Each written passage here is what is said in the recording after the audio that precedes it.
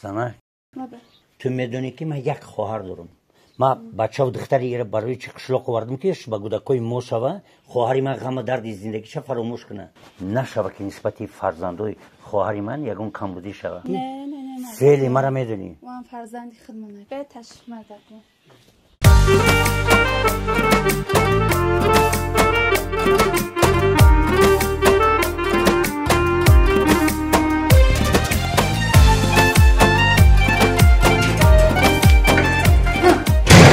زنی رهی میگه خواهر داره چی مردم خواهر نداره راه کوی غریبی کی بسته شوه اوتم بیایا لبکم برخنده شوه